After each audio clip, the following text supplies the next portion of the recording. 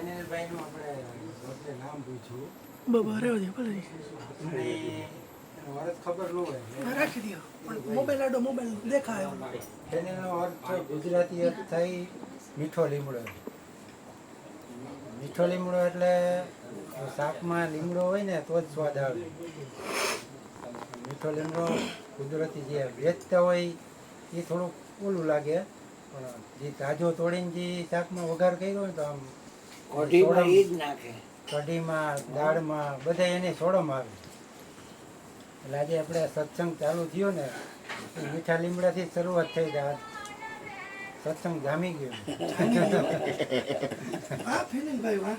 સંસ્કાર તો ભાઈના પણ એવા સારા સંસ્કાર છે, સંસ્કારી છે, સારી મૂર્તિ છે. દીકરો ડાયો ને તો બે જ ન ગે, બાળક બે ન ગે.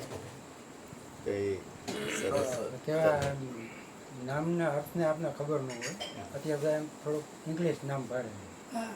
એટલે નકર પેલા નામ કેવા તો કોઈ મીઠાભાઈ, કડવાભાઈ, ઓથાભાઈ, પેથાભાઈ. થોડાક દી પેલા બેન આવી હતી નાનકડી, પગે લાગ કે બાપુને, દાદાને પગે લાગ. એટલે મેં કીધું બેટા તારું નામ શું છે? મારું નામ ડિપેન્ડી. એટલે મેં તો જોયા કર્યું, મેં જો આ ગઈજી થશે તે કેમ થાય છે? ડિપેન્ડી એમ કેવું પડશે, કેમ કરવું પડશે? કાંઈ બોલ્યો નહીં હું તો ડિપેન્ડી. અને પછી બાલાજી છે ત્યાં નક્કી કરીને આવેલા બે જણા તો કેમ બાપુ પાસે નામ માગવું છે પણ આપણું નક્કી કરેલું એટલે સ્વામિનારાયણનું વધારે. એટલે મેં કીધું તમે શું નક્કી કર્યું છે? તો કે અમે યોગી નામ નક્કી કર્યું છે. એનો બાપ વિષ્ણુ અને ઘરવાળા હરિભાઈ દીકરાની વહુની વાત કરું. તો પછી યોગી બરાબર છે, એને ગમતું હોય જ રખાય ને. હા, તો રાજી થઈને કે બાપુએ અમને નામ આપ્યું યોગી. હા, બોલો બોલો ભાઈ, બોલો બેટા. આપણે વાત કરી નામની, એટલે એ એમ કે કોઈ નામ સંસાર કે તાતેના મુક્તિ હોય. ગુપ્ત નામ સાહેબ ના, ગુપ્ત નામ સાહેબ કા જપે વિરલા કોઈ. જપે વિરલા. એટલે અહીંયા જે નામની વાત કરે એ નામની વાત કરે. અને જીવનમાં ગુરુજી કહે કે ભાઈ થોડોક ત્યાગ રાખવો. ત્યાગ હોય છે ને તો જીવન મધુર બનશે. આજે આપણે અહીં સત્સંગમાં અહીંયા આવ્યા તોય કાંઈક ત્યાગ કરીને આવ્યા. ભલે થોડોક બાપુ થોડોક રાખો તો થોડોક. હું છોડીને તો કે ઘરેથી અહીંયા આવ્યો તો ઘર છોડીને તો આવ્યા ને.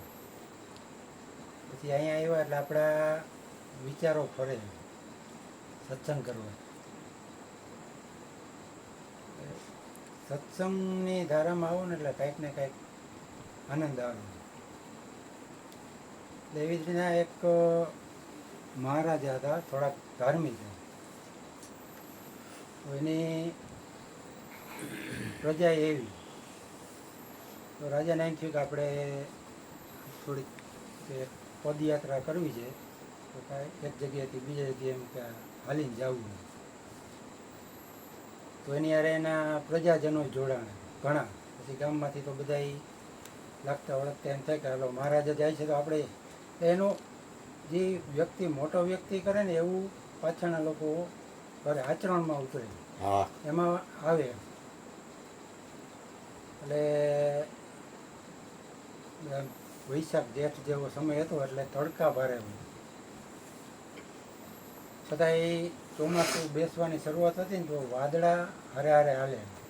તો એ લોકો પદયાત્રા જેમ કરતા અહીંયા રહે છાંયો થતો હતો. એ થોડીક એને એ રીતના ઈશ્વર મદદ કરે.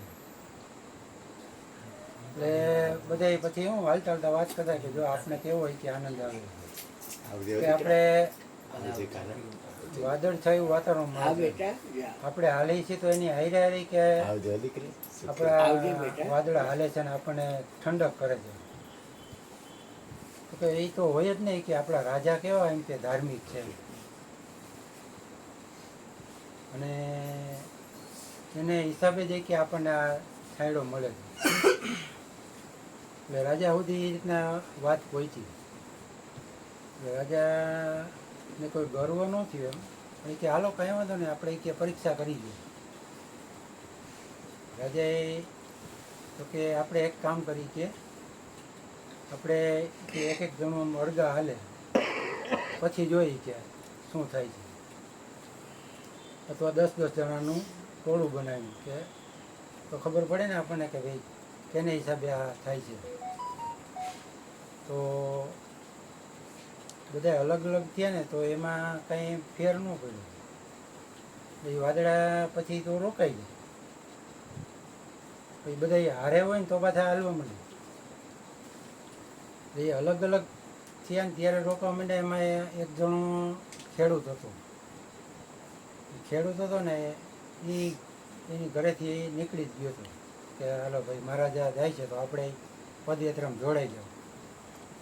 પછી એક છેલ્લો એ બાકી હતો તો એને બધાએ પૂછ્યું કે ભાઈ તું શું એ કે કઈ રીતના કે આવ્યો છો હારે એમ. તો કે હું તો કાંઈ નહીં, હું તો એમને એમ નીકળી ગયો છું. કે મને ખબર પડી કે રાજા પદયાત્રા કરે તો જાવું. તો કે એ તો બરાબર છે પણ કે તું કાંઈ હારે લેવો છો તો કે તે કાંઈ દાન પૂન કર્યું છે એવું કાંઈ? તો હું તો એ કે ખેડૂત માણસ, હું શું કાંઈ દાન પૂન કરું છે? દાન પૂન તો આપણા મહારાજા જેવા હોય એ લોકો કરી શકે કે એની પાસે ધન દોલત સંપત્તિ હોય તો એ કરી શકે. તો કે તોય તું આવ્યો ત્યારે કે રસ્તામાં એ કે તું ભેગું કાંઈ દેવો તો એ કે તો ભેગી તો એ કે બે કે ધોતી હતી એમ. તો કે બે હતી તો અત્યારે તારી પાસે કાંઈ દેખાતી નથી, બીજી ક્યાં ગઈ? એક તો એણે વીંટાળેલી. તો કંઈ બીજી તો એ કે આ રસ્તામાં એક ભાઈ નીકળ્યા હતા એમ નિર્વસ્ત્ર જેવા હતા, ગરીબ ભાવ લાગતા હતા. તો કે મેં એને આપી દીધી. એટલે એ કે તો એ મહારાજાએ કીધું કે ભાઈ આ જે છે ને આને એની પાસે હતું જે બધું સર્વસ્વ આપી દીધું. કે એને હિસાબે આ એ દોડે ને તો એની હારે વાદળા દોડવા માંડે, એ હાલે તેની હારે હાલવા માંડે. એટલે મહારાજા કહે કે આનો ત્યાગ મહાન છે. મારી પાસે તો આટલું છે ને હું આપું, એની પાસે તો જે હતું એ બધું એણે ખાલી કરી દીધું. એટલે એ ત્યાગી છે. એટલે એ જીવનમાં ખરેખર ત્યાગનું મહત્વ છે. હવે અહીંયા સત્સંગ હાલે છે તો એ ગુરુના વચને આવે છે. કરણ બાપુએ કીધું ભાઈ હું લગ્ન નહીં કરું તો અહીંયા તો ગુરુજીને એમ થાય કે ભાઈ લગ્ન ન કરે તો એને કાંઈક તો આધાર દેવો પડે. એણે કીધું ભાઈ તું તારી ઘરે સત્સંગ કરજે, કોઈ આવે ન આવે એ નહીં, સત્સંગ કરજે. હવે એ તો એને ગુરુજીએ તો કહી દીધું. તો પછીનું હાલવાનું તો પોતાના ઉપર જ આવે. એટલે એને અથાગ પ્રયત્ન કર્યો હોય ત્યારે અહીંયા આપણે સત્સંગનો માહોલ માણી હતી. જો એ ચ્યુત થઈ ગયા હોત તો આપણું શું થાય એવું વિચારે આવે ક્યારે? આપણને આવું જ્ઞાન મળત ક્યાંથી?